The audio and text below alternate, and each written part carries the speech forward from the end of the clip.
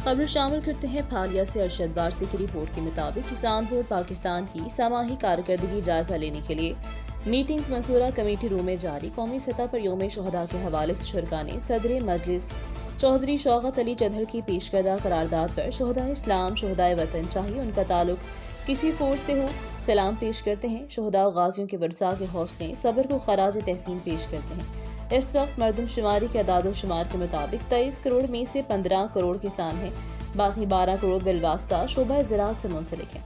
Urea खाद पर gas infrastructure की मद में 8 अरब किसानों से लेकर कंपनीज खा गई, वो किसान को नहीं मिला। कंपनीज ने हुक्म इम्तनाई दे रखे हैं। अदालतों से अपील है तो ये केस निपटाएं। किसानों का तर्जुमान किसान बोर्ड पाकिस्तान, किसान मजदूर खुशहाल पाकिस्तान खुशहाल। किसान के बेटों किसान बोर्ड में मुल्की पॉलिसियों बजट पर किसानों को ऑन बोर्ड लिया जाए। जायजा अजलास में तंजीम साजी मालियात और किसानों को दरपेश मसाइल पर तफसील से गौर किया गया और आइंदा का लाहे अमल तय किया गया। मजीद खबरों से बाखबर रहने के लिए विजिट करें हमारी वेबसाइट rednews.pk।